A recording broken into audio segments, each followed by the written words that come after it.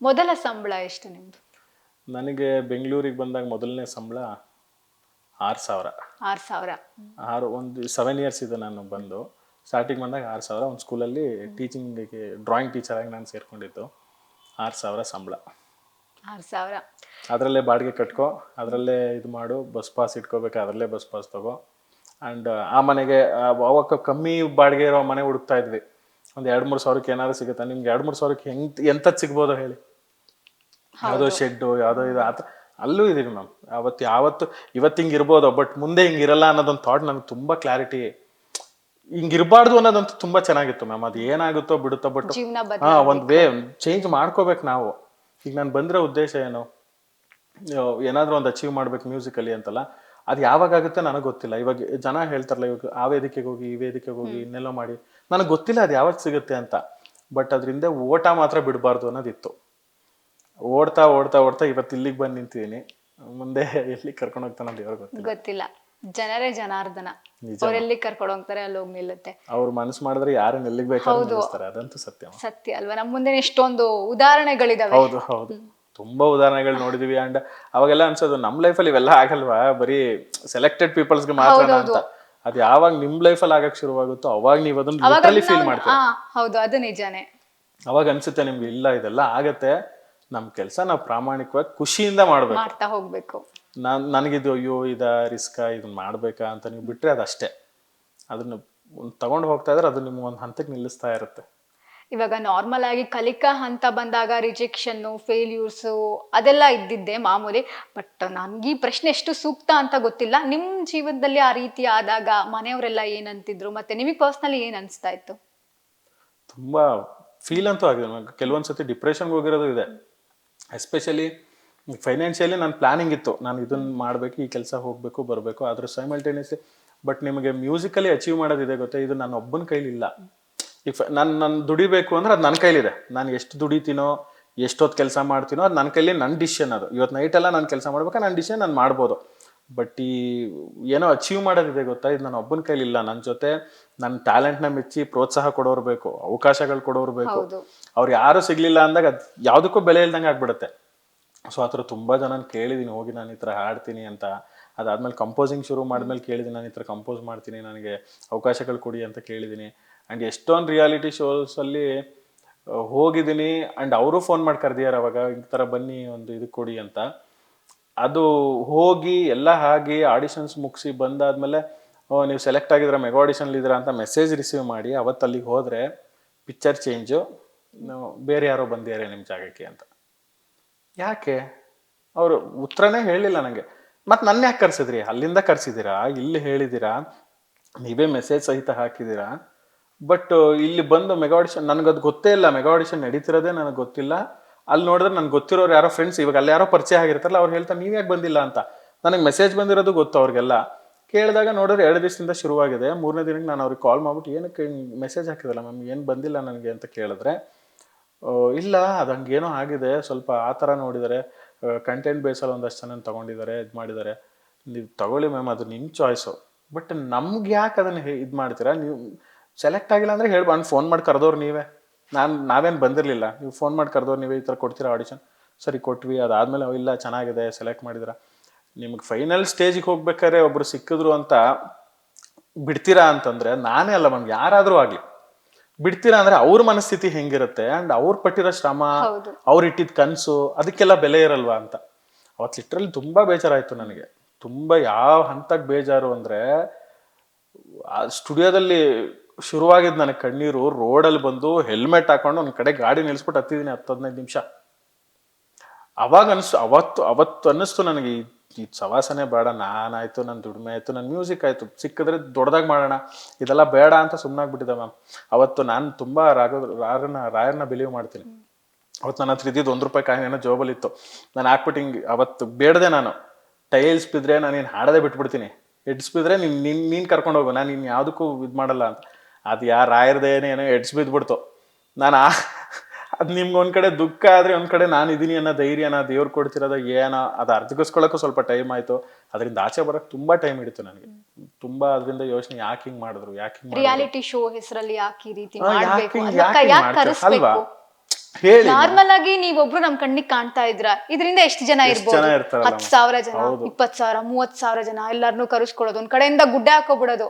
ಇಡೀ ಕರ್ನಾಟಕದಲ್ಲಿ ಎಲ್ಲೆಲ್ಲಿ ಸಿಂಗರ್ಸ್ ಇದಾರೆ ಅವ್ರನ್ನ, ಲೈಕ್ ಅವ್ರ ಮನಸ್ಥಿತಿ ಹೇಗಾಗ್ಬೋದು ಈ ರೀತಿ ಮಾಡಿದ್ರೆ? ಮ್ಯಾಮ್ ಅದು ಈಗ ನನ್ಗೆ ಏನನ್ಸುತ್ತೆ, ಅದು ತಪ್ಪೋ ಸರಿನೋ ನನಗೆ ಗೊತ್ತಿಲ್ಲ, ಅದು ಅವ್ರವ್ರ ಇದಿರ್ಬೋದು. But at the same time ವ್ಯಕ್ತಿ ಇವಾಗ ನಾನೇ ಇದೀನಿ ಅಲ್ಲಿ, ನನ್ನ ಮನಸ್ಸಿಗೆ ಯಾವ ರೀತಿ ಪರಿಣಾಮ ಬೀರ್ತಿರುತ್ತದೋ. ಹೌದು, ನೀವು ರಿಜೆಕ್ಟ್ ಅಂದ್ರೆ ರಿಜೆಕ್ಟ್ ಮ್ಯಾಮ್, ಅದು ಹೇಳ್ಬಿಟ್ರೆ ಏನ್ ತೊಂದರೆ ಇಲ್ಲ. ಅಲ್ಲಿ ಕರ್ಸಿ ನೀವು ಆಗಿದ್ದೀರಾ ಅಂತ ಹೇಳಿ ಆ ಪ್ಲೇಸಿಗೆ ಹೋದಾಗ ನಿಮ್ಗೆ ಗೊತ್ತಾಗುತ್ತೆ ಇನ್ಯಾರೋ ಬಂದಿದ್ದಾರೆ, ಇನ್ಯಾರೋ ಹಾಡ್ತಾ ಇದಾರೆ ಅಂತ. ಅದು ನಿಮ್ಗೆ ಹೆಂಗ್ ಡೈಜೆಸ್ಟ್ ಆಗುತ್ತೆ ಹೇಳಿ? ಎಲ್ಲಾ ರಿಯಾಲಿಟಿ ಶೋಸ್ಗಳು ಕಂಟೆಂಟ್ ಹುಡುಕ್ತಾ ಹೋದ್ರೆ ನಿಜವಾಗ್ಲೂ ಹಾಡೋರಿಗೆ ಬೆಲೆ ಎಲ್ಲಿದೆ? ಅದೇ ಅದು ಕೆಲವೊಂದ್ಸತಿ ಅದಕ್ಕೆ ಉತ್ತರ ಸಿಗುತ್ತೋ ಗೊತ್ತಿಲ್ಲ. ಅಂಡ್ ನಾವು ಕಲಿಯೋದು ಇರುತ್ತಾ ಅದು ಗೊತ್ತಿರಲ್ಲ. ಬಟ್ ಆ ಪ್ರಶ್ನೆಗಳಿಗೆ ಅವತ್ತು ನಾನು ಡಿಸೈಡ್ ಮಾಡಿ ಸುಮ್ಮನಾಗಿದ್ದು ಮ್ಯಾಮ್. ಮತ್ತೆ ನಾರ್ಮಲ್ ಆಗಿ ಇಂಥ ಪ್ರಶ್ನೆಗಳನ್ನ ಎಲ್ರೂ ಕಾಡ್ತಾ ಇರುತ್ತೆ. ಖಂಡಿತ ಕಾಡುತ್ತೆ, ತುಂಬಾ ಕಾಡುತ್ತೆ. ಅಂಡ್ ಇವಾಗ ನಾನು ಮೊನ್ನೆ ಹಾಕಿದೆ, ಈ ತರ ಆಡಿಷನ್ಸ್ ಕರೆದಿದ್ದಾರೆ ಸರಿಗಮಪಗೆ ಹೋಗ್ತಾ ಇದೀನಿ ಅಂತ ಒಂದು ಸ್ಟೋರಿ ಹಾಕಿದ್ದೆ. ಅವತ್ತು ಎಷ್ಟು ಜನ ನನಗೆ ಕಮೆಂಟ್ ಮಾಡಿದ್ದಾರೆ, ಎಷ್ಟು ಜನ ಮೆಸೇಜ್ ಮಾಡಿದ್ದಾರೆ ಅಂತ. ಸರ್ ಏನಾಯ್ತು ಆಡಿಷನ್ ಏನಾಯ್ತು? ಅದೊಂದು ಹಂತ. ನಿಮ್ಗೆ ಏನಾಯ್ತು? ಸೆಲೆಕ್ಟ್ ಆದ್ರ ನೀವು ಆಗ್ತೀರಾ ಬಿಡಿ ಸರ್ ಅಂತ ಒಂದಷ್ಟು ಜನ ಸೆಲೆಕ್ಟ್ ಆಗುತ್ತೋ ಏನು ಹೇಳಿ ಸರ್ ಅಂತ. ಇನ್ನೊಂದಷ್ಟು ಜನ ನಾನು ಆಡಿಷನ್ ಕೊಟ್ಟಿದ್ದೀನಿ, ನೆಕ್ಸ್ಟ್ ರೌಂಡಿಗೆ ನಿಮಗೆ ಕಾಲ್ ಬಂದಿತ್ತಾ ಅಂತ. ಅದು ಆ ಪ್ರೋಸೆಸ್ಗಳೇ ನಮ್ಗೆ ಗೊತ್ತಿರಲ್ಲ. ಆಡಿಷನ್ ಕೊಡೋದು ಅಷ್ಟೇ ನಮ್ಮ ಕರ್ತವ್ಯ. ನನಗೆ ಅವ್ರಿಗೆ ಏನು ರಿಪ್ಲೈ ಮಾಡಬೇಕು ಅಂತ ಗೊತ್ತಾಗಲ್ಲ. ಈ ಕಡೆ ನನಗೂ ಫೋನ್ ಬಂದಿರಲ್ಲ, ನಾನು ಯಾರನ್ನು ಕೇಳಬೇಕು ಅಂತ ನನಗೆ ಗೊತ್ತಿರಲ್ಲ. ಸೊ ಹಂಗಿದ್ದಾಗ ಜನಗಳಿಗೆ ಏನು ಹೇಳಬೇಕು ಅಂತಲೂ ಗೊತ್ತಾಗಲ್ಲ. ಆ್ಯಂಡ್ ಅದು ಸಾಗರ ಮ್ಯಾಮ್. ಇವಾಗ ನಾನು ಒಬ್ಬ ಕಾಣಿಸ್ತಿರ್ತೀನಿ, ನಾನು ಚೆನ್ನಾಗಿ ಹಾಡ್ತಿರ್ತೀನಿ. ಅದೇ 30,000 ಜೊತೆ ನಮ್ಮನ್ನು ಕಂಪೇರ್ ಮಾಡಿದಾಗ ನಮಗಿಂತ ದೊಡ್ಡವ್ರು ಇರ್ತಾರೆ, ಇದಕ್ಕಿಂತ ತುಂಬ ಚೆನ್ನಾಗಿ ಹಾಡೋರು ಇರ್ತಾರೆ. ಅದನ್ನೆಲ್ಲ ದಾಟ್ಕೊಂಡು ಬರೋದು ಅಷ್ಟು ಈಸಿ ಅಲ್ಲ. ಅದೇ ಲಕ್ಕು. ನಿನ್ನ ಪ್ರತಿಭೆಗೆ ನಿನ್ನ ಅವಕಾಶ ಸಿಕ್ತು, ನಿನ್ಗೆ ಅದು ಲಕ್ ಬಂತು ಅಂತಂದ್ರೆ ನಿನ್ನನ್ನು ಎಲ್ಲೋ ತಗೊಂಡೋಗುತ್ತೆ. ಅದು ಬರೋ ತನಕ ಕಾಯ್ಬೇಕು. ನನ್ಗೆ ಎಷ್ಟೇ ಟ್ಯಾಲೆಂಟ್ ಇದ್ರು ಅದೊಂದು ನಾನು ಬಿಲೀವ್ ಮಾಡೋದು. ಬೇರೆಯವ್ರು ಹೆಂಗೆ ಅಂತ ಗೊತ್ತಿಲ್ಲ, ಬಟ್ ನಾನು ಅದನ್ನ ಬಿಲೀವ್ ಮಾಡ್ತೀನಿ. ಅದು ಒಂದು ಸಮಯ ಅಂತ ಬರುತ್ತೆ ನಮಗೆ ಅಂತ. ಆ ಸಮಯದವರೆಗೂ ತಾಳ್ಮೆಯಿಂದ ಇರ್ಬೇಕು. ಅದು ಅನ್ಸುತ್ತೆ ನಿಮ್ಗೆ ಇದು ಬೇಡ, ಯಾಕಂದ್ರೆ ಅದೆಲ್ಲ ದಾಟ್ಕೊಂಡ್ ಬಂದ್ಬಿಟ್ಟಿದ್ದೆ ನಾನು. ಈ ಸವಾಸನೆ ಬೇಡ ಎಷ್ಟು ಅಂತ ಅಂದ್ರೆ ಅದೇ ಹೇಳಿದ್ನಲ್ಲ, ಹಾಡೋದೇ ಬೇಡ ಅಂತ ಡಿಸೈಡ್ ಮಾಡಿ ಎಡ್ವರ್ಟೈಸ್ ಹಾಕಿದ್ದೆ ನಾನು. ಅಷ್ಟು ವರ್ಷ ಶ್ರಮನ ನನಗೆ ಅದಾದ್ಮೇಲೆ ಒಂದು 2-3 ತಿಂಗಳು ಆದ್ಮೇಲೆ ನನಗೆ ಅನ್ನಿಸ್ತು, ಅಯ್ಯೋ ಯಾವ ರೀತಿ ಯೋಚನೆ ಮಾಡಿದ್ದೆ ನಾನು. ಇಷ್ಟು ವರ್ಷ ಶ್ರಮ ಮಾಡಿ ಕಲ್ತು ಬಂದು ಒಂದು ಎಡ್ವರ್ಟೈಸಲ್ಲಿ ಡಿಸೈಡ್ ಮಾಡಕ್ ಹೋಗಿದ್ನಲ್ಲ ಅದನ್ನ ನಾನು ಅಂತ. ಬಟ್ ಅವತ್ತು ಬಿಲೀವ್ ಮಾಡಿದ್ ನಾನು. ಅದೇ ದೇವ್ರು ಯಾವತ್ತು ನಮ್ಮ ಪ್ರಯತ್ನಕ್ಕೆ ಕೈ ಬಿಡಲ್ಲ ಅನ್ನೋದೊಂದು ಇತ್ತು ನನಗೆ. ಅದು ಇವಾಗ ನಿಜ ಆಗ್ತಿದೆ ಅಷ್ಟೇ. ನಾನು ಕನಸೇನಿತ್ತು ಜನದ ಮುಂದೆ ಹೋಗ್ಬೇಕು ಮಾಡಬೇಕು ಅಂತ, ಅದು ಇವತ್ತು ದೇವ್ರು ಕೊಡ್ತಾ ಇದ್ದಾನೆ ಅಂತ. ಅದು ಆಗ್ತಾ ಇದೆ. ಆ ಪ್ರಯತ್ನದಲ್ಲೇ ನಾನು ಪ್ರಾಮಾಣಿಕವಾಗಿದ್ದೀನಿ. ಇನ್ನು ದೊಡ್ಡ ವೇದಿಕೆಗಳು ಅದೆಲ್ಲ ಅವ್ರಿಗೆ ಬಿಟ್ಟಿದ್ದು. ಅವ್ರು ಕರೆದ್ರ ಖಂಡಿತ ಪ್ರೀತಿ. ಯಾಕಂದ್ರೆ ನಮ್ಮ ಕನಸದು, ಎಲ್ಲಾರ ಸಿಂಗರ್ಗಳು ಕನಸದು ಯಾವುದೋ ಒಂದು ವೇದಿಕೆಯಲ್ಲಿ ಹಾಡಬೇಕು, ಆ ಒಂದು ಮೂಮೆಂಟ್ನ ನಾವು ಎಂಜಾಯ್ ಮಾಡಬೇಕು, ಫೀಲ್ ಮಾಡಬೇಕು ಅಂತ ಎಲ್ಲ ಸಿಂಗರ್ಗೂ ಇರುತ್ತೆ. ನನಗೂ ಇದೆ, ಅದು ಇಲ್ಲ ಅಂತಿಲ್ಲ. ಬಟ್ ಅದು ಸಿಗೋ ತನಕ ಕಾಯ್ಬೇಕು. ಯಾಕಂದ್ರೆ ಅದನ್ನ ತಪ್ಪು ಸರಿ ಅಂತ ಹೇಳಕ್ಕೂ ಆಗಲ್ಲ. ಡಿಸೈಡ್ ಅದು ಮಾಡ್ಕೊಂತಾರೆ ಅವ್ರು ಅಷ್ಟೇ. Every wait is worth. ನಿಜ, ಖಂಡಿತ. ಹೌದು. ಇವಾಗ ನಿಮ್ ಪ್ರಕಾರ ಒಂದು ರಿಯಾಲಿಟಿ ಶೋಗೆ ಹೋಗ್ಬೇಕು, ಹಾಡ್ಬೇಕು, ಮತ್ತೆ ನೀವೊಬ್ರು ಮ್ಯೂಸಿಕ್ ಡೈರೆಕ್ಟರ್, ಕಂಪೋಸರ್, ಈ ಎಲ್ಲಾನು ಕೂಡ ನಿಮ್ಮಲ್ಲಿದೆ. ಬಟ್ ಎಲ್ಲೋ ಒಂದ್ ಕಡೆ ರಿಜೆಕ್ಟ್ ಮಾಡ್ತಾರೆ ಅಥವಾ ಕಾಲ್ ಮಾಡಲ್ಲ ಆಡಿಷನ್ ಕೊಟ್ಟು ಬಂದ್ಮೇಲೆ ಅಂದ್ರೆ ಯಾಕಿರಬಹುದು? ಏನ್ ಕೊರತೆ ಇರಬಹುದು? ಇದಕ್ಕೆ ಆನ್ಸರ್ ಹೇಳೋದು ನಮಗೆ ಕಷ್ಟ. ಯಾಕೆ ಗೊತ್ತಾ ಮ್ಯಾಮ್, ನಮ್ಮ ವ್ಯೂ ಹಿಂಗಿರುತ್ತೆ. ನಾನು ಅದನ್ನ ಒಂದು ಕಾಂಪಿಟೇಷನ್ ತರ ನೋಡ್ತಿರ್ತೀನಿ. ಅಂಡ್ ನನಗೇನು ಗೊತ್ತೋ ಅದನ್ನ ಪ್ರೆಸೆಂಟ್ ಮಾಡಿರ್ತೀನಿ. ಬಟ್ ಅವ್ರ ವ್ಯೂ ಬೇರೆನೇ ಇರುತ್ತೆ. ನನ್ನಂತವ್ರು ತುಂಬಾ ಜನ ಹೋಗಿರ್ತಾರೆ ಅವ್ರಿಗೆ. ಈಗ ಇವಾಗ ನಾನು ಹಾಡು ಬಂದಿರ್ತೀನಿ, ಒಳ್ಳೆ ಇಂಪ್ಯಾಕ್ಟ್ ಬಿದ್ದಿರ್ಬೋದು. ಇನ್ನೊಬ್ರು ಬಂದಾಗ ಅದಕ್ಕಿಂತ ಒಳ್ಳೆ ಇಂಪ್ಯಾಕ್ಟ್ ಬೀಳ್ಬೋದು ಅವ್ರಿಗೆ. ಸೊ ಅದೊಂದು ಆಗಿರ್ಬೋದು. ಇಲ್ಲಾಂದ್ರೆ ಇವಾಗ ನಾನು ಇಷ್ಟು ಚೆನ್ನಾಗಿ ಹಾಡೋನು ಅಲ್ಲಿ ಹಾಡ್ಬೇಕಾದ್ರೆ ಏನೋ ಒಂದು ಮಿಸ್ ಆಗಿರ್ಬೋದು. ಯಾಕಂದ್ರೆ ಅಲ್ಲಿ ನನಗೆ ಟೈಮ್ ಸಿಗೋದೇ ಒಂದು 2 ನಿಮಿಷ, 3 ನಿಮಿಷ, 5 ನಿಮಿಷ. ಆ 5 ನಿಮಿಷದಲ್ಲಿ ನನ್ನ ಪೊಟೆನ್ಷಿಯಲ್, ಫಾರ್ ಎಕ್ಸಾಂಪಲ್ ಇವಾಗ ನನಗೇನೋ ಹೆಲ್ತ್ ಇಶ್ಯೂಸ್, ಇವಾಗ ಏನೋ ಕೆಮ್ಮು ಕಾಫೋ ಏನೋ ಇತ್ತು ಅಂದ್ರೆ ನನಗೊಂದು ಸಂಗತಿಗಳು ಹಾಡಕ್ಕಾಗದೇ ಇರ್ಬೋದು ಅಲ್ಲಿ. ಆ ಥರನೂ ಆಗಿರುತ್ತೆ. ಅವಾಗ ನಮ್ಮ ಲೇವ್ಗಳು ನಮ್ಗೆ ಗೊತ್ತಾಗುತ್ತೆ. ಬಟ್ ಕೆಲವೊಂದ್ಸತಿ ಎಲ್ಲಾನು ಹಾಡಿ ಎಲ್ಲಾನು ಮಾಡಿ ಬಂದಾಗ್ಲೂ ರಿಜೆಕ್ಟ್ ಆಯ್ತು ಅಂತಂದಾಗ ನಮ್ಗೆ ಇವತ್ತವರೆಗೂ ಉತ್ತರ ಸಿಕ್ಕಲ್ಲ ಅದಕ್ಕೆ. ಅಂದ್ರೆ ನಿಮ್ ಪ್ರಕಾರ ಪರಿಶ್ರಮ ಮುಖ್ಯ ಆಗುತ್ತಾ, ಲಕ್ ಮುಖ್ಯ ಆಗುತ್ತಾ? ನಮ್ಗೆ ಎರಡೂ ಮುಖ್ಯನೇ. ಎರಡು ಮುಖ್ಯನೇ. ನಿಮಗೆ ಲಕ್ ಬಂದಾಗ ಅದನ್ನ ಉಳಿಸ್ಕೊಳ್ಳೋ ಕೆಪಾಸಿಟಿ ಇರಬೇಕು ಅಂತಂದ್ರೆ ಪರಿಶ್ರಮ ಇರಬೇಕು, ಅದ್ರದ್ದು ವ್ಯಾಲ್ಯೂ ಗೊತ್ತಿರಬೇಕು. ಹೌದು. ಇಲ್ಲ ಅಂದ್ರೆ ಅದು ನಿಮ್ಗೆ ಏನು ಮಾಡಕ್ಕಾಗಲ್ಲ. ಬರೀ ನನ್ಗೆ ಅವಕಾಶ ಸಿಕ್ಕಿದೆ, ನಿನ್ಗೆ ಅದನ್ನ ಉಳಿಸ್ಕೊಳಕ್ ಆಗ್ತಿಲ್ಲ ಅಂತಂದ್ರೆ ಅದಷ್ಟೇ. ಆ ಟೈಮಿಗೆ ನೀವು ನಿಲ್ತೀರಾ, ಮತ್ತೆ ನೀವು ಯಾರಿಗೂ ಕಾಣ್ದಂಗೆ ಹೋಗ್ಬಿಡ್ತೀರಾ. ಅದೇ ನಿಮ್ಗೆ ಬರೀ ಶ್ರಮ ಹಾಕ್ತಾ ಇದೀನಿ ನಾನು, ಲಕ್ ನನಗೆ ಬರ್ತಾ ಇಲ್ಲ ಅಂದ್ರೂ ಅದು ವೇಸ್ಟೇ. ನೀ ಎಷ್ಟು ಕಲಿತು, ಯಾಕಂದ್ರೆ ಕಲಾವಿದ್ರಿಗೆ ಜನನೇ ಬೇಕು. ಹೌದು. ಅಲ್ಟಿಮೇಟ್ಲಿ ನಾವು ಹಾಡೋದು ಯಾರಿಗೋಸ್ಕರ? ಜನ ಕೇಳಿ ಅಂತ. ಅದು ಅವ್ರಿಗೆ ತಲುಪ್ತಿಲ್ಲ ಅಂದ್ರೂ ವೇಸ್ಟೇ ಅಲ್ವಾ ಅದು. ಹೌದು. ನಾನು ಒಬ್ಬನಿಗೆ ಹಾಡ್ಕೊಂಡು ಕೂತ್ಕೊಂಡ್ರೆ ಏನು ಪ್ರಯೋಜನ ಇಲ್ಲಲ್ಲ. ಸೊ ಅದು ಎರಡೂ ಮೀಟ್ ಆದ್ರೇನೆ ಒಬ್ಬ ಆರ್ಟಿಸ್ಟ್ ಒಂದು ಒಳ್ಳೆ ವ್ಯಾಲ್ಯೂ ಅಂತ ಬರೋದು ಅನ್ನೋದು ನನ್ನ ಥಾಟ್. ಊರಿಗೆಲ್ಲ ಹೋದಾಗ ರೆಸ್ಪಾನ್ಸ್ ಎಲ್ಲ ಹೇಗೆ ಸಿಗುತ್ತೆ? ರೆಸ್ಪಾನ್ಸ್ ಚೆನ್ನಾಗಿದೆ ಅಲ್ಲಿ. ಇವಾಗ ನಮ್ಮೂರುಗಳಲ್ಲಿ ಹೇಳ್ತಾರೆ ನೋಡಿ, ಈಗ ನಮ್ಮೂರುಗಳಲ್ಲಿ ನಾವೇ ಹುಲಿಗಳು ಅಂತ. ಹಂಗೆ, ಯಾಕಂದ್ರೆ ನಾನು ಚಿಕ್ಕದಿಂದ ಅಲ್ಲಿ ಹಾಡ್ತಿದ್ದೆ, ಕಾರ್ಯಕ್ರಮಗಳು ಕೊಡ್ತಾ ಇದ್ದೆ, ದೇವಸ್ಥಾನಗಳಲ್ಲಿ ಹಾಡ್ತಿದ್ದೆ, ಒಂದು ಪ್ರೋಗ್ರಾಮ್ಗಳು ಕೊಡ್ತಾ ಇದ್ದೆ. ಹಾಗಾಗಿ ಅಲ್ಲಿಗೆ ಹೋದ್ರೆ ಒಂದು ರೆಸ್ಪೆಕ್ಟ್, ಹೋಗಿ ಇವ್ನು ಹಾಡ್ತಾರಪ್ಪ. ಅಂಡ್ ಮೋರ್ ಓವರ್ ಇವಾಗ ನಮ್ಮ ತಂದೆನೂ ಮ್ಯೂಸಿಷಿಯನ್ ಆಗಿರೋದ್ರಿಂದ, ಓ ಶಿವಣ್ಣ ಅವ್ರ ಮಗ ಬಂದ್ರಪ್ಪ, ಅವ್ನು ಹಾಡ್ತಾರೆ ಚೆನ್ನಾಗಿ ಅಂತ ರೆಸ್ಪೆಕ್ಟು ಅಂಡ್ ಅವ್ರಿಗೊಂದು ಗೌರವ. ಅಲ್ಲಿ ಹೋದ್ರೆ ಅದು ಫೀಲೇ ಬೇರೆ. ಅದು ನಮ್ಮ ಜನ, ನಮ್ಮ ಊರು, ನಮ್ಮ ಪ್ರೀತಿ ಅನ್ನೋದೊಂದು ಆ ಖುಷಿನೇ ಬೇರೆ. ಅದು ನಮ್ಮವರು ಅನ್ನೋ ಪ್ರೀತಿ ಬಂದ್ಬಿಡುತ್ತೆ ನಮ್ಗೆ. ಅಂಡ್ ಅಲ್ಲಿ ನೀವು ಏನೇ ಮಾಡಿ ಅದು ರೆಸ್ಪೆಕ್ಟ್ ಕೊಟ್ಟೆ ಕೊಡ್ತಾರೆ. ನಮ್ಮೂರುಗಳಲ್ಲಿ ಆ ಪ್ರೀತಿ ಅಂತೂ ಇರುತ್ತೆ. ಅವ್ರು ಬಂದಿದ್ದಾನೆ, ಇವತ್ತು ಬನ್ನಿ, ಎಲ್ಲ ಒಂದು ಹಾಡೋದಿದೆ, ಹಾಡ್ತೀರಾ, ಈ ತರ ಕಾರ್ಯಕ್ರಮ ಮಾಡ್ಕೊಡ್ತೀರಾ ಅಂತ ಕೇಳಿ. ಊರಲ್ಲೆಲ್ಲ ಪ್ರೋಗ್ರಾಮ್ಸ್ ಮಾಡ್ತೀರಾ? ಮಾಡ್ತೀವಿ ಮ್ಯಾಮ್. ಅವಾಗ ಮಾಡ್ತಿದ್ದೆ ನಾನು, ದೇವಸ್ಥಾನಗಳಲ್ಲಿ ಹಾಡ್ತಿದ್ದೆ. ಇವಾಗ ಯಾವ್ದೋ ಮ್ಯಾರೇಜ್ ಫಂಕ್ಷನ್ಸ್ ಅಂದ್ರೆ ಹಾಡ್ತಿದ್ವಿ. ಅದೆಲ್ಲ ಅಲ್ಲಿಂದನೇ ನನಗೆ ಒಂದಷ್ಟು ಹಾಡೋದ್ರ ಬಗ್ಗೆ ಒಂದೊಂದೇ ತಿಳ್ಕೊಂಡ್ ಬಂದಿದ್ದು ಮ್ಯಾಮ್. ಯಾಕಂದ್ರೆ ನಾನು ಕಲ್ತಿದ್ದು ಕ್ಲಾಸಿಕಲ್ ಆಗಿರೋದ್ರಿಂದ ಎಷ್ಟೊಂದು ಜನ ಹಾಡೋದ್ ಕೇಳಿ ಕಲಿತಿದ್ದೆ ನಾನು. ಇವಾಗ ಯಾರೋ ಒಬ್ರು ಏನೋ ಹಾಡಿದ್ರು ಅಂತಂದ್ರೆ, ಇವ್ರದ್ದು ಯಾಕೆ ಇಷ್ಟು ಚೆನ್ನಾಗಿ ಕೇಳಿಸ್ತಿದೆ, ನನಗೆ ಯಾಕೆ ಇದು ಕೇಳಿಸ್ತಿಲ್ಲ, ನಾನು ಹಾಡಿದ್ರೆ ಯಾಕೆ ಈ ಮೆಲೋಡಿ ಬರ್ತಿಲ್ಲ, ಅವ್ರದ್ದು ಏನೋ ಒಂದು ಗುಣ ಇದೆ, ತಗೋ ಅದನ್ನ ಅಡಾಪ್ಟ್ ಮಾಡ್ಕೊ. ಇನ್ನೊಬ್ರು ಏನೋ ಒಳ್ಳೆ ಎಂಟರ್ಟೈನ್ ಮಾಡ್ತಾರೆ, ಸ್ಟೇಜ್ ಮೇಲೆ ನಿಂತ್ಕೊಂಡ್ರು ಏನು ಎಲ್ಲರನ್ನೂ ಕುಣಿಸ್ತಾರೆ, ನನ್ನಲ್ಲಿ ಈ ಗುಣ ಇಲ್ಲಲ್ಲ, ತಗೋ ಇದನ್ನ. ಆ ಥರ ಒಂದೊಂದೇ ಹಾಕೊಂಡು ತಗೊಂಡು ಯೋಚನೆ ಮಾಡಿ ನಾನು ಅದನ್ನ ಸರಿ ಮಾಡ್ಕೊಂತ ಇನ್ನೂ ಆ ಪ್ರೋಸೆಸ್ಸಲ್ಲೇ ಇದೀನಿ. ನನಗಿಂತ ಇನ್ಯಾರೋ ಹಾಡಿದ್ರು ಅಂತಂದ್ರೆ ನನಗೆ ವಾವ್ ಅನಿಸ್ಬಿಡುತ್ತೆ. ಓ, ನನಗಿದ್ ಬರಲ್ವಲ್ಲಪ್ಪ, ಇನ್ನೂ ಏನ್ ಕಲಿಬೇಕಪ್ಪ ಅಂತ ಮತ್ತೆ ಅದನ್ನ ಕಲಿಯಕ್ಕೆ ಶುರು ಮಾಡ್ತೀನಿ. ಪ್ರತಿದಿನ ಇದ್ದೇ ಇರುತ್ತೆ ಕಲಿಕೆ. ಇದಂತೂ ನಿರಂತರ ಇದು. ನೀವ್ ಏನ್ ಹಾಡಿದ್ರು ಅದು ಅಲ್ಟಿಮೇಟ್ ಅಲ್ವೇ ಅಲ್ಲ. ಅದರಿಂದ ಆಚೆಗೆ ಇನ್ನೊಬ್ರು ಇರ್ತಾರೆ. ಕೆಲವ್ರಿಗೆ ಅದು ಬೆಳಗಿಗೆ ಬರ್ತಾರೆ, ಇವಾಗ ಇದೇ 6 ತಿಂಗಳಿಂದ ನಾನು ಯಾರು ಅಂತ ಯಾರಿಗೂ ಗೊತ್ತಿರಲಿಲ್ಲ. ಹೌದು. ಇವತ್ತು ಇಲ್ಲಿ ಕೂರ್ಸೋಷ್ಟು ಕೊಟ್ಟಿದ್ದಾರೆ ಅಂತಂದ್ರೆ ಅದು ಆ ಕಲಿಕೆ ಕೊಟ್ಟಿರೋ ಒಂದು ಬೆಲೆ, ವ್ಯಾಲ್ಯೂ ಅದು. ಸೊ ಆ ವ್ಯಾಲ್ಯೂ ಇರೋದಕ್ಕೆ ಇಲ್ಲಿ ಕೂರಿಸಿ. ಈ ತರ ಎಷ್ಟು ಜನ ಇರ್ತಾರೆ, ಎಷ್ಟು ಜನ ಹಾಡ್ತಿರ್ತಾರೆ. ನನಗೆ ಕಮೆಂಟ್ ಹಾಕ್ತಾರೆ ಮ್ಯಾಮ್, ಅಂದ್ರೆ ಪರ್ಸನಲ್ ಮೆಸೇಜ್ ಹಾಕ್ತಾರೆ, ಅಣ್ಣ ನಾವು ಇಷ್ಟೆಲ್ಲ ಹಾಡ್ತೀವಿ, ನನಗೆ ವಿಡಿಯೋ ಕಳಿಸ್ತಾರೆ, ಇಷ್ಟು ಹಾಡ್ತೀವಿ, ನಮ್ಮ ವಿಡಿಯೋ ಹಾಕಿ ವೈರಲ್ ಆಗಲ್ಲ, ನಿಮ್ದು ಹೆಂಗಾಗುತ್ತೆ, ದಯವಿಟ್ಟು ಹೇಳಿ ಏನಾದ್ರು ಅಂತ ಹೇಳ್ತಾರೆ. ಅದನ್ನ ಪ್ರೆಡಿಕ್ಟ್ ಮಾಡಕ್ ಆಗೋದೇ ಇಲ್ಲ ಮ್ಯಾಮ್. ಯಾರಿಗೇನೋ ಇಷ್ಟ ಆಗುತ್ತೆ. ಈಗ ಫಾರ್ ಎಕ್ಸಾಂಪಲ್ ನನಗೆ ಮೆಲೋಡಿ ತುಂಬಾ ಇಷ್ಟ, ಅಂದ್ರೆ ಮೆಲೋಡಿ ಹಾಡುಗಳು ಹಾಡೋದು ನನಗೆ ಇಷ್ಟ. ಬಟ್ ನನ್ಗೆ ಇನ್ಸ್ಟಾಗ್ರಾಮಲ್ಲಿ ನಿಮ್ಗೆ ಮಿಲಿಯನ್ ಹೋಗೋದೆಲ್ಲ ನಾನು ಯಾವ್ದೋ ಪ್ಯಾಥೋ ಹಾಡು. ನನಗೆ ಅನಿಸ್ಬಿಡುತ್ತೆ, ಅಲ್ಲ ಕಣ್ರೆ, ಮೆಲೋಡಿ ಹಾಡಿದ್ರೆ ಯಾರು ಕೇಳಲ್ಲ, 20,000 30,000 ಜನ ನೋಡ್ತಾರೆ. ಪ್ಯಾಥೋ ಹಾಡಿದ್ರೆ ಯಾಕೆ ಮಿಲಿಯನ್ ಗಟ್ಲೆ ಹೋಗುತ್ತೆ ಅಂತಂದ್ರೆ, ಅವ್ರಿಗೆ ನನ್ನ ವಾಯ್ಸಲ್ಲಿ ಏನೋ ಒಂದು ಇಷ್ಟ ಆಗಿರುತ್ತೆ ಮ್ಯಾಮ್. ಅವ್ರ ಭಾವನೆಗಳನ್ನ ಫೀಲ್ ಮಾಡಕ್ ಶುರು ಮಾಡಿರ್ತಾರೆ ನನ್ನ ವಾಯ್ಸಲ್ಲಿ. ಸೊ ಹಂಗಿದ್ದಾಗ ನಾನು ಡಿಸೈಡ್ ಆಗ್ಬಿಟ್ಟೆ, ಇಲ್ಲಿ ಏನಿದೆ, ಅವ್ರಿಗೆ ಏನ್ ಇಷ್ಟ ಜನಕ್ಕೆ. ನನಗೆ ಪರ್ಸ್ನಲಿ ಮೆಲೋಡಿ ಇಷ್ಟ ಇರ್ಬೋದು, ಬಟ್ ಅವ್ರಿಗೆ ಅದು ಇಷ್ಟ ಆಗ್ತಿದ್ಯಾ, ಅದ್ರಲ್ಲಿ ಬೆಸ್ಟ್ ಅದು ಕಮೆಂಟ್ಗಳೇ ಹಾಕ್ಬಿಡ್ತಾರೆ. ನಾವು ಸೆಲೆಕ್ಷನ್ ಎಷ್ಟೊಂದ್ಸತಿ ಏನಾಗುತ್ತೆ, ಅವರೇ ಕಮೆಂಟ್ ಹಾಕಿ ಇಂಥ ಹಾಡು ಹಾಡಿ ಅಂತಾರೆ. ಅದ್ರಲ್ಲಿ ನನಗೆ ಯಾವ್ದು ಇಷ್ಟ ಆಗುತ್ತೋ ಅದನ್ನ ನಾನು ಸೆಲೆಕ್ಟ್ ಮಾಡ್ಕೊಂಡು ಹಾಡ್ತಾ ಇರ್ತೀನಿ. ಅವರೇ ಕೊಟ್ಬಿಡ್ತಾರೆ ನಿಮಗೆ ದಾರಿ. ಹಂಗಿದ್ದಾಗ ಅವ್ರಿಂದೆ ಹೋಗ್ತಾ ಇರ್ಬೇಕು. ಮೆಲೋಡಿ ಕೇಳೋರು ಇರ್ತಾರೆ, ಒಂದಷ್ಟು ಜನ ಕಮೆಂಟ್ ಮೆಸೇಜ್ ಹಾಕಿರ್ತಾರೆ ನಂಗೆ, ಅಣ್ಣ ಬರೀ ಪ್ಯಾಥೋ ಹಾಡ್ತೀರ, ಮೆಲೋಡಿ ಹಾಡಿ ಒಂಚೂರು ಖುಷಿ ಆಗುತ್ತೆ ನಮ್ಗೂನು ಅಂತ. ನಾನು ಅವ್ರಿಗೆ ಅದನ್ನೇ ಕಳಿಸ್ತೀನಿ. ಇದು ನೀವು ನೋಡಿದ್ರ, ಅವರೇ ನೋಡಿರಲ್ಲ ಅದನ್ನ, ಹಾಡಿ ಮೆಲೋಡಿ ಅಂದಿರ್ತಾರೆ. ಅವ್ರು ಕೇಳಿರೋದೆಲ್ಲ ಯಾವ್ದು ಪ್ಯಾಥೋ ಸಾಂಗ್ ಕೇಳಿರ್ತಾರೆ. ಅಯ್ಯೋ ಇದು ಇತ್ತ ನಿಮ್ ಪ್ರೊಫೈಲ್ ನಾನು ನೋಡೇ ಇಲ್ಲ ಅಂತಾರೆ. ಅವರೇ ಕೇಳಿರ್ತಾರೆ, ಅವರೇ ನೋಡಿರಲ್ಲ, ಬಟ್ ಅವ್ರಿಗೂ ಸಬ್ ಕಾನ್ಶಿಯಸ್ಲಿ ಅದೇ ಇಷ್ಟ ಆಗಿರುತ್ತೆ. ಇಲ್ಲ, ಇವ್ರ ವಾಯ್ಸಲ್ಲಿ ಏನೋ ಪ್ಯಾಥೋ ಹಾಡಿದ್ರೆ ಫೀಲ್ ಆಗುತ್ತೆ, ಕೇಳ್ಬೋದು ಅಂತ. ಅವರೇ ಮತ್ತೆ ಮೆಲೋಡಿ ಹಾಡಿ ಅಂತ ಕೇಳ್ತಾರೆ. ಸೊ ಆತರ ತುಂಬಾ ಆಗುತ್ತೆ. ಅದಕ್ಕೆ ನಮ್ಗೆ ಏನ್ ಇಷ್ಟನೋ ಅದನ್ನ ಹಾಡ್ತಾ ಹೋಗ್ತಾ ಇರ್ಬೇಕು. ಕೆಲವ್ರಿಗೆ ಅದು ಇಷ್ಟ ಆಗುತ್ತೆ, ಕೆಲವ್ರಿಗೆ ಇದು ಇಷ್ಟ ಆಗುತ್ತೆ. ಬಟ್ ವೈರಲ್ ಆಗೋದೆಲ್ಲ ಅದು ಡಿಪೆಂಡ್ಸ್ ಆನ್ ನನ್ನ ವಾಯ್ಸಲ್ಲಿ ಯಾರಿಗೆ ಏನ್ ಇಷ್ಟ ಆಗ್ತಿದೆ ಅಂತ, ಅದಷ್ಟೇ ಮ್ಯಾಟರ್. ಅವಾಗ ಅಷ್ಟೇ ನೋಡ್ತಾರೆ, ಶೇರ್ ಮಾಡ್ತಾರೆ, ಅವ್ರು ರೀಲ್ಸ್ ಮಾಡಕ್ ಶುರು ಮಾಡ್ತಾರೆ.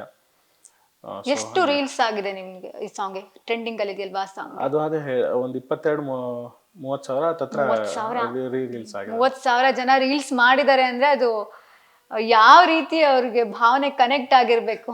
ಹೌದು, ಅದಂತೂ ನಿಜ ಮ್ಯಾಮ್. ನನಗೆ ಕಳ್ಸಿದಾರೆ ಮ್ಯಾಮ್, ನನ್ನ ಫ್ರೆಂಡ್ಸೇ ಕಳಿಸಿ, ಇದು ಇನ್ವಾಯ್ಸ್ ತಾನೆ, ಅದು ಯಾವುದೋ ಯಾವ್ದಕ್ಕೋ ರೀಲ್ಸ್ ಹಾಕಿದ್ದು, ಇದು ಇನ್ವಾಯ್ಸ್ ತಾನೆ ಅಂತ ಕಳಿಸ್ತಾರೆ. ವಾಟ್ಸಪ್ಪಲ್ಲಿ ಕಳಿಸ್ತಾರೆ, ನನ್ನ ಫ್ಯಾಮಿಲಿಯಿಂದ ಕಳಿಸಿದ್ದಾರೆ. ಆಮೇಲೆ ನನ್ನ ಕೊಲೀಗ್ಗಳೆಲ್ಲ, ಸಾರ್ ನಿಮ್ಮ ಸ್ಟೇಟಸ್ ನನ್ನ ಫ್ರೆಂಡ್ ಯಾರೋ ಹಾಕೊಂಡಿದ್ರು ಅಂತ ಕಳಿಸಿದ್ದಾರೆ.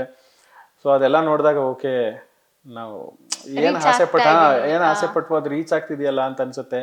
ಆ್ಯಂಡ್ ನನ್ನ ಫ್ರೆಂಡ್ಸ್ ಮೊನ್ನೆ ನನ್ನ ಫ್ರೆಂಡೇ ಕಾಲ್ ಮಾಡಿದ್ರು.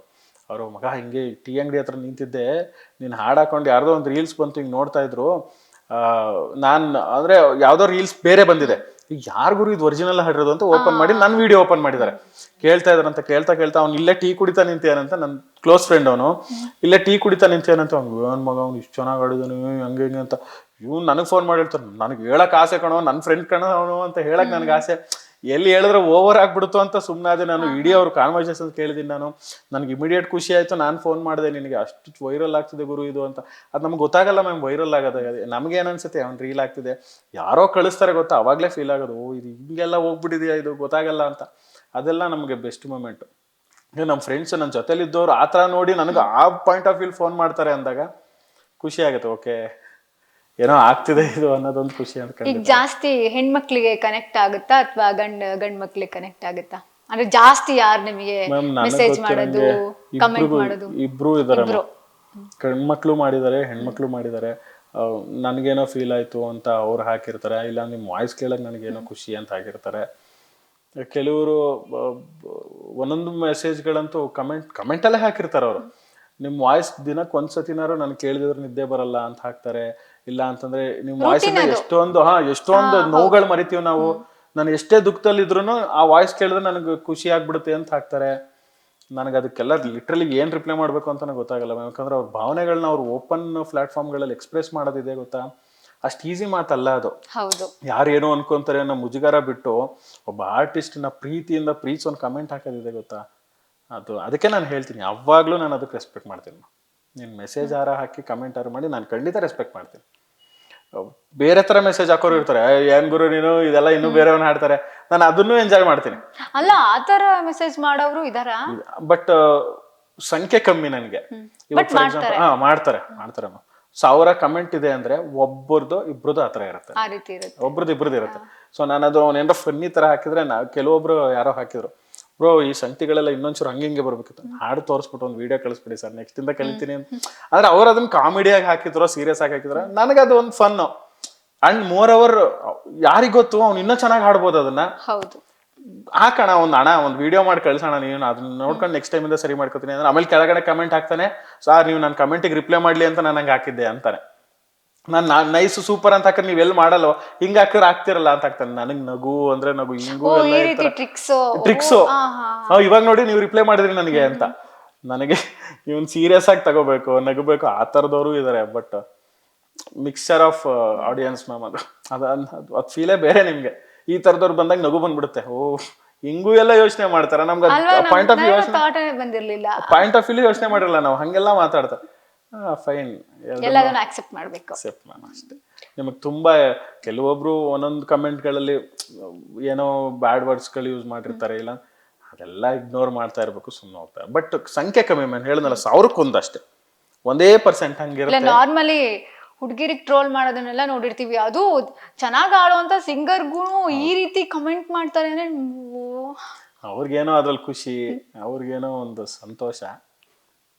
ಅದೇ ಸೋಷಿಯಲ್ ಮೀಡಿಯಾದಲ್ಲಿ ಇದೀವಿ ಅಂದ್ಮೇಲೆ ಇದಕ್ಕೆಲ್ಲ ರೆಡಿ ಇರ್ಬೇಕು, ಅಕ್ಸೆಪ್ಟ್ ಮಾಡ್ಕೋಬೇಕು. ಯಾಕಂದ್ರೆ ಅದು ನಾನು ಬೇರೆ ತರ ಅರ್ಥ ಮಾಡ್ಕೊಂಡು ನಾನೇನೋ ರಿಯಾಕ್ಟ್ ಮಾಡೋದು, ಇನ್ನೇನೋ ಆಗೋದು. ಈ ರೀತಿ ನೆಗೆಟಿವಿಟಿ ಬಂದ್ರೆ ರಿಯಾಕ್ಟ್ ಮಾಡಕ್ಕೆ ಹೋಗ್ಬಾರ್ದು, ಸುಮ್ಮನೆ ಇಗ್ನೋರ್ ಮಾಡ್ಬೇಕು. ಖುಷಿ ಆಯ್ತಾ ಒಂದು ಹಾರ್ಟ್ ಸಿಂಬಲ್ ಹಾಕಿ ಸುಮ್ಮನೆ ಆಗ್ಬಿಡೋದು. ಅವರೇ ಆಮೇಲೆ ಅದೇ ಕೆಲವ್ರು ಹಿಂಗೂ ಮಾಡಿರ್ತಾರೆ, ಹೇಳಿದ್ನಲ್ಲ ನಾನು ಉಲ್ಟಾ, ಅಣ್ಣ ನೀವು ಮಾಡ್ಲಿ ಅಂತ ನಾನು ಹಿಂಗ್ ಮಾಡಿದೆ ಅಂತಾರೆ, ಆಮೇಲೆ ಸಾರಿ ಅಣ್ಣ ಅಂತ ಹಾಕಿರ್ತಾರೆ ಕೆಳಗಡೆ, ಸಖತ್ ಇಷ್ಟ ಅಣ್ಣ ನೀವು ಆಡೋದು ಅಂತ. ಇದಕ್ಕೇನ್ ಹೇಳ್ತೀರಾ ನೀವು, ಏನೋ ಹೇಳಕ್ಕೆ ಆಗಲ್ಲ ಇದಕ್ಕೆ. ಫೈನ್, ಹೆಂಗ್ ಬರತ್ತಂಗ್ ತಗೊಂಡ್ಬೇಕು ಅಂತ ಅಷ್ಟೇ. ನಾರ್ಮಲಿ ಸುಬ್ರಹ್ಮಣ್ಯ ಅವ್ರದ್ದು ಎಲ್ಲ ಸರಿಗಮಪ ಕಂಟೆಸ್ಟೆಂಟ್ಗಳ ಜೊತೆ ಇರ್ತಾರಲ್ವಾ, ಸೊ ಅವರು ಕೂಡ ಆಲ್ರೆಡಿ ಹೋಗ್ ಬಂದಿದ್ದಾರೆ ಅಂತ ಒಂದಷ್ಟು ಜನ ಅನ್ಕೊಂಡಿದ್ದಾರೆ. ಆಕ್ಚುಲಿ ನನಗೆ ಪರಿಚಯ ಇದೆ, ಯಾಕಂದ್ರೆ ನಾನು ಗುರುಗಳು ಅವ್ರ ಹತ್ರನೇ ಕಲ್ತಿರೋದ್ರಿಂದ ಅವ್ರು ಮೆಂಟರ್ ಆಗಿದ್ರು ಆ ಶೋಗಳಲ್ಲಿ. ಅಂಡ್ ನನಗೆ ಅವ್ರದ್ದೆಲ್ಲ ಪರಿಚಯ. ನನ್ನ ಫ್ರೆಂಡ್ ಇದನ್ನು ಸುಪ್ರೀತ್ ಅಂತ, ನಾನು ಅವರೆಲ್ಲ ಹಾಸನದಲ್ಲೇ ಇದ್ದವರು. ಸೊ ನನಗೆ ಅವ್ರು ಚಿಕ್ಕರಿಂದಲೂ ಜೊತೆಲೇ ಹಾಡ್ಕೊಂಡ್ ಬಂದವ್ರು ನಾವು ಅವಾಗೆಲ್ಲ. ಸೊ ಆ ಬಾಂಡಿಂಗ್ ಅಂತೂ ಇನ್ನೂ ಇದೆ, ಅವ್ರ ಜೊತೆ ಹಾಡ್ತಿರ್ತೀನಿ, ಇದು ಮಾಡ್ತಿರ್ತೀನಿ. ಬಟ್ ಆ ವೇದಿಕೆಗಂತೂ ಹೋಗಿಲ್ಲ ಇನ್ನು, ಅಷ್ಟೇ, ಅದಂತೂ ಕ್ಲಿಯರ್ ಮ್ಯಾಮ್. ಆ ವೇದಿಕೆಗಂತೂ ಇನ್ನೂ ಹೋಗಿಲ್ಲ ನಾನು. ಅದು ಯಾವಾಗ ಟೈಮ್ ಬರುತ್ತೋ ಅವಾಗ ಹೋಗೋಣ ಅಂತ ಇದ್ದೀನಿ. ನೋಡೋಣ, ಜನನೇ ಕಳಿಸ್ತಾರ, ಅದು ಏನಾಗುತ್ತೋ ಆಗ್ಲಿ ಅಂತ ಒಂದು ನಿರೀಕ್ಷೆ ಅಂತೂ ಇದೆ. ಖಂಡಿತ ಇರುತ್ತೆ. ಯಾಕಂದ್ರೆ ಆ ವೇದಿಕೆ ನಮ್ಗೆ ಅದು ಚಿಕ್ಕದ್ರಿಂದ ಕೇಳ್ಕೊಂಡ್ ಬಂದಿರೋದ್ರಿಂದ ಅದೊಂದು ಇರುತ್ತೆ, ಅಲ್ಲಿ ಹೋಗಿ ನಿಂತ್ಕೊಂಡು ಹಾಡ್ಬೇಕು ನಾನು. ಯಾಕಂದ್ರೆ ಅದು ಆಡಿಯನ್ಸ್ ಆಫ್ ರೀಚ್ ಆಗೋ ವೈಡ್ ನಿಮಗೆ ಬೇರೆ ಆಗ್ಬಿಡುತ್ತೆ. ಇದು ನಿಮ್ಗೆ ಇನ್ಸ್ಟಾಗ್ರಾಮ್ ನೋಡೋರ್ಗೆ ಮಾತ್ರ ನಾವು ರೀಚ್ ಆಗಿರ್ತೀವಿ, ಇಲ್ಲ ಯೂತ್ಸ್ಗಳಿಗಿರುತ್ತೆ. ಬಟ್ ಆ ವೇದಿಕೆಗಳೆಲ್ಲ ಹೆಂಗೆ ಅಂದ್ರೆ ನಿಮ್ನ ದೊಡ್ಡದಾಗಿ ಪೋಟ್ರೆ ಆಗುತ್ತೆ, ಅಂಡ್ ನಿಮ್ ಟ್ಯಾಲೆಂಟ್ ಎಲ್ಲರಿಗೂ ಗೊತ್ತಾಗುತ್ತೆ. ಅಬ್ವಿಯಸ್ಲಿ ಎಂತ ಆರ್ಟಿಸ್ಟ್ ಆದ್ರೂ ಅದೊಂದು ಇದ್ದೇ ಇರುತ್ತೆ, ಕನ್ಸಿದ್ದೇ ಇರುತ್ತಲ್ವಾ, ಇರುತ್ತೆ.